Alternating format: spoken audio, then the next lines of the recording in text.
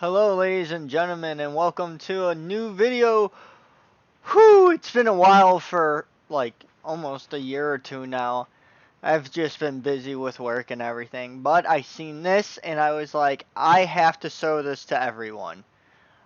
As you all know, I'm a big Homebrew fan. I love Homebrew, and well, I really like, you know, other companies besides Wizards of the Coast. I mean, Wizards of the Coast, without them, we wouldn't have D&D. But some of the ideas that, like, these people make up are just insane. Uh, Tome of Horrors is made by Frog God Games, as you can see at the bottom right hand corner. And this is for 5th edition. Uh, this book is great.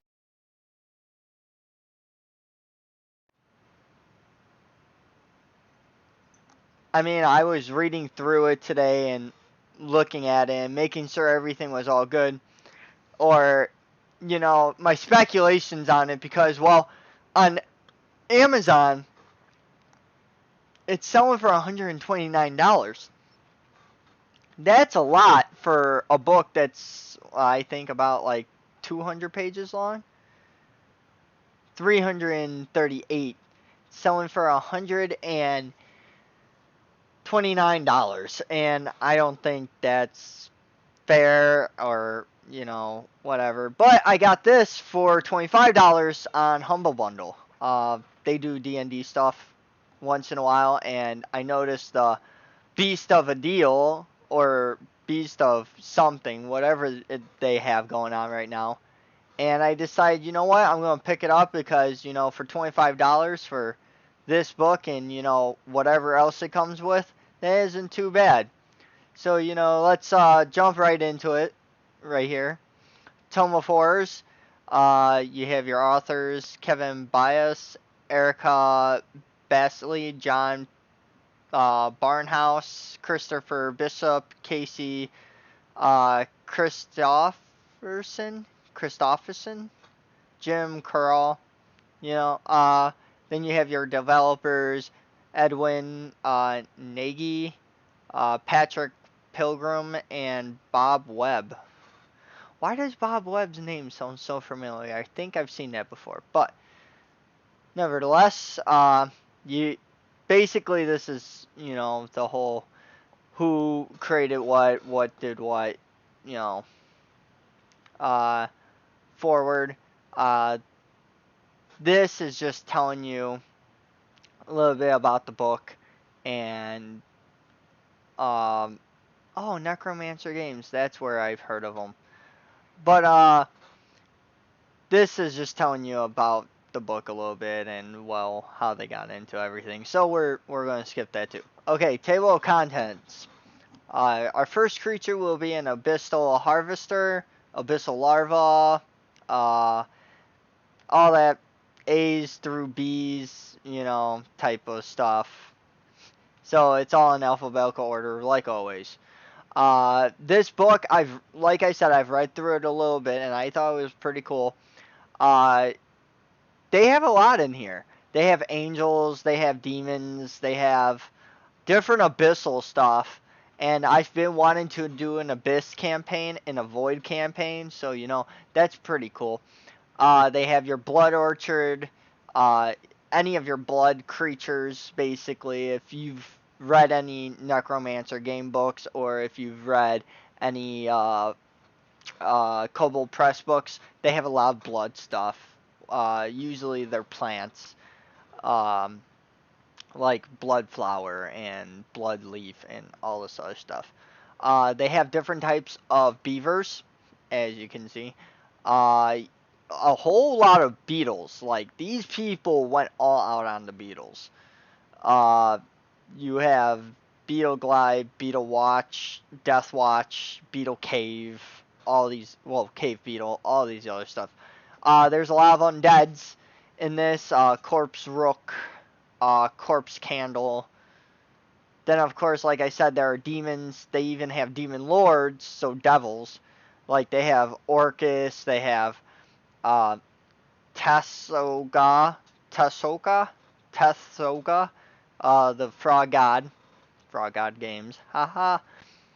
Uh, they have Dagon and a few others. If you don't have Out of the Abyss and you don't want to buy it just for the Demon Lords and whatnot, you could always just buy this book. And it basically, I haven't compared the Demon Lords yet, but I have a feeling that it's close to the same or maybe closer to its original counterparts. Demonic Knight, Demonic Mist, Devil Dog, they have a lot of stuff. Frog, Giant, Dire, Abyssal, Frog Killer, Frog Man, Frost Man, Forgotten One. They have a lot of stuff in this book. And if you are a monster fanatic like I am, I have basically every monster manual you could think of for 5e.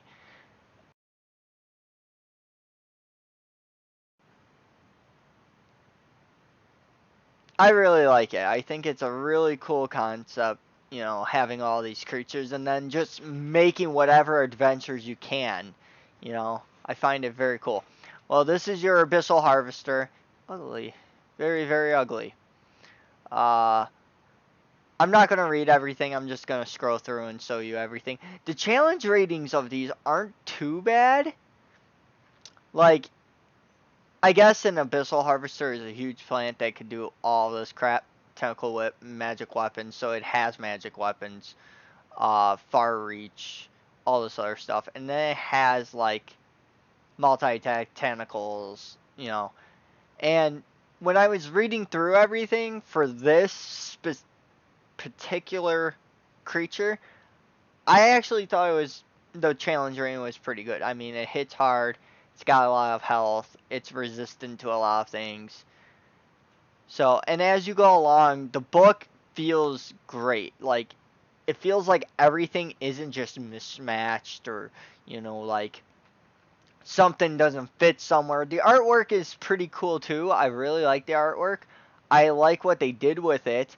It's like they just had their authors just sketch something out really quick, and it actually fits with the book. It makes the book feel a little bit more I guess like human, like you feel like you could have helped make this book kind of deal. So it doesn't make you feel overwhelmed like, wow, this looks good, I gotta live up to its name. I know some people that get that way. I'm not saying all people do, but when I'm looking at really, really good artwork, sometimes it's like, wow. But this artwork isn't like fantastic, but it isn't bad. So it makes you feel like, wow, I feel like, you know, they aren't trying to one up me. They aren't trying to show me that they're better. They're just giving me this information so I can use it for my campaigns. Like that one. I actually really, really like that picture. But Angel Fallen, Ape Woods, Archer Bush.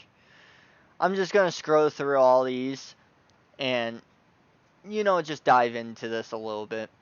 I like how they're bringing in ice stuff because I've always liked the thought of playing as ice characters, like Ice Elf or Frost Elf, whatever you want to call them, Ice Gnome, Ice Dwarf. Just because I don't like snow, don't get me wrong, I hate the cold, but playing as a cold character just sounds, there's something to it that sounds really cool to me. You got different types of bats. Like I said, the beavers, they're actually scary. There's a honey badger in here too, I seen when I was reading this earlier. All the different beetles. There's a lot of them. Water beetle, beetle lore. And then there's this thing. I didn't read too much about it. It kind of like creeped me out. So I was like, I'm going to move. Biclops, bison, blood orchid. This is actually in one of their books already. It's in the Tome of Foes. Or, yeah, I think it's called Tome of Foes. I want to say that's what it's called. But it's it's a Necromancer Games book.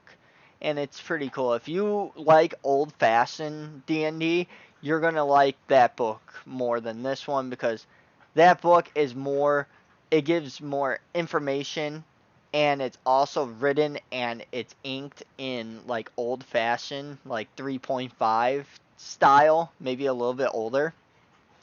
All black and white book, and it has a lot of uh like, it'll tell you what regions you can find certain creatures and how they act and all that other stuff. Unlike in 5e, where it's more simple, where they just give you the stats and you put the creatures.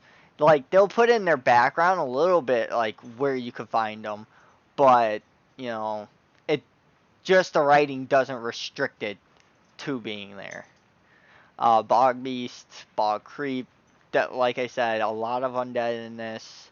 I love my undead. I actually ran an undead campaign. It turned out great. Bullets.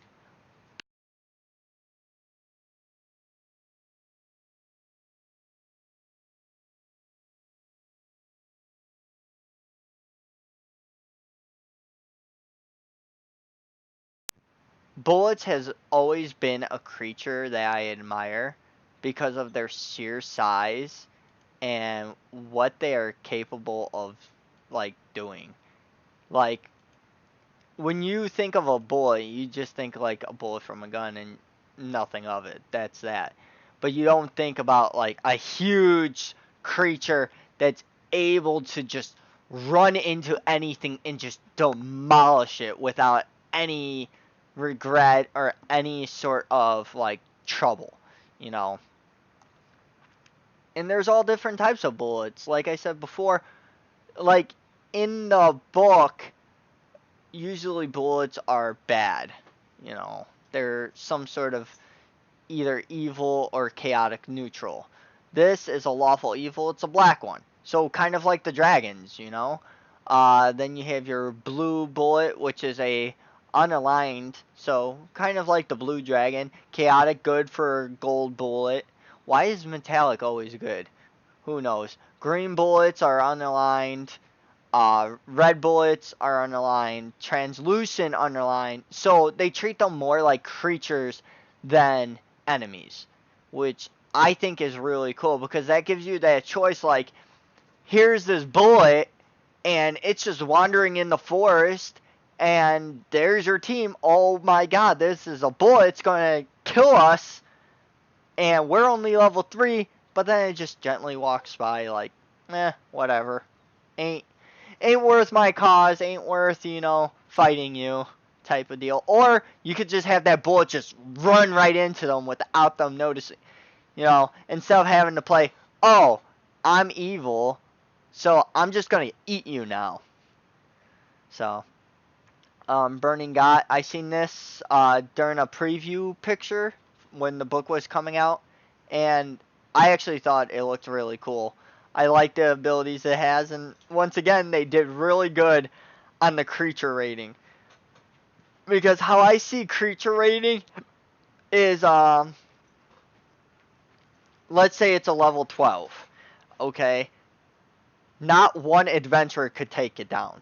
Especially, you'll need like 20, maybe 25 level 1 characters to take down a level 12. Maybe a bit more. This is just my speculation. This is how I see it.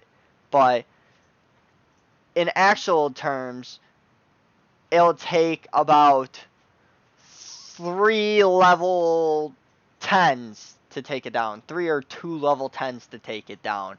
Or maybe like 5 level 5s. Or like, you know, kind of, that's how I see it. That's how a creature rating is. That, you know, maybe a level 12 could take it on by itself, but you know, I don't really know. I don't really think it would. So, uh, there are different types of dogs, or Keju, whatever those are. I'm sorry if you people like that. I don't know what they are.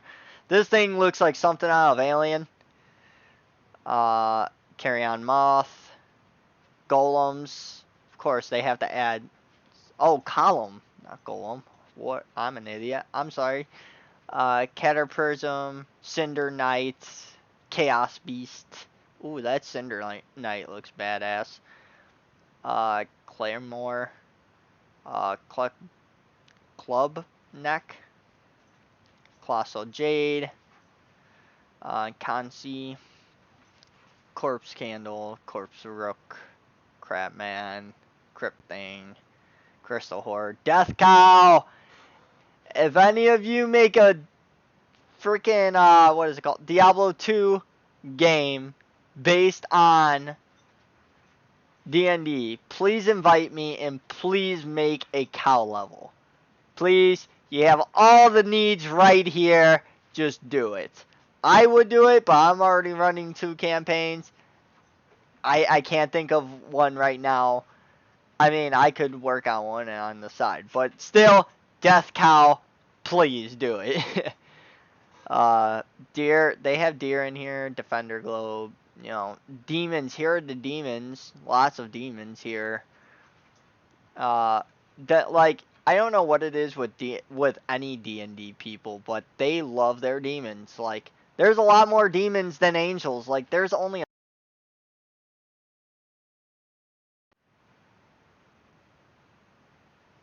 handful of demons compared to, like, anywhere else. Orcus. Oh, let's see this. Multiple wand of Orcus tail. I want to compare these. I'll do that later, so then, you know, I'm not taking up too much time. I want to try to get through. Oh, there's the Frog God. I love this guy. I'm going to use him in the campaign. Probably an evil one. I don't know yet. But I want to use him. He has to be used. Demonic Knight, Demonic Mist, Devils. Here are your different devils. Devouring Mist. I don't know why the Demon Lords aren't with the devils, because you would think that they would. But dragons, Cloud Dragon, of course. Dragons, dragons, dragons, dragons. Everywhere are dragons. Acid Dragon, Wormling, Dungeon Dragon, Young Dungeon Dragon, Dragonfly. Ha! Dragonfly. Haha. That's funny. Yeah, Wormling, Grey Dragon, Mist Dragon, the Dragon Mouse. Wow, that's actually terrifying. But yeah, just drakes. I could go on forever. This book basically has everything. If I were you, I would definitely say this is probably worth getting. I wouldn't spend the $130 for it, but I would definitely spend the $25 on Humble Bundle. Humble Bundle, like I said, they do these sales all the time. So if I were you, you know, pick it up while you still can, unless you want to spend $130, then go right ahead. I mean, this is the PDF. I don't know what the book looks like. I didn't buy the book. I'm waiting for the book to go down in price. But right now, this is what there is. And I'm telling you, it's a really, really, really good thing. I like it. I like the artwork, like I said before. And, you know, I hope you guys, you know, like this video. I'm sorry that, you know, I'm talking fast or I'm trying to get stuff done quicker. It's just, I noticed my original videos were too long. And, well, I know people don't have time to watch all of those. So, I'm trying to cut down as much as I can. I'm trying to flip through as much as I can. Trying to show you whatever I can. You know, I wish I could show you more. I really do. But this is it. This is this is where I have to stop. If you guys want to see a part 2, then yeah, I can show you a part 2. But as of now, this is where we're going to end, at a gargoyle with blood dripping off of him, because that's just so badass. Alright. Anyway, I'd like to thank you all for watching. If you like this video, please subscribe. I need more subscribers, and the more subscribers I get, the better I can get. And the more known I could get to bring you more content to hopefully, you know, satisfy other people. you know, help them with their D&D experience. I mean, I am no like 20-year veteran or 10-year veteran. I've only been playing D&D for about 6, 7 years, close to 8 years. No, around roughly 8 years. We'll go with 8 years. So I am no veteran, and I've played only D&D 5e. I haven't played, you know, any other D&Ds. Well, I played a little bit of 3.5, but never really got into it. So, you know, if you didn't like this video, I understand. If you're a 20-year veteran, just, you know, tell me, like, what I can do to better myself for D&D, or, you know, give me some tips, or, you know, whatever, because every little thing to me helps. If you can help me, that would be amazing. Just watching this video, you're helping me, so thank you very, very much, and I hope to see you guys in the next video. Peace.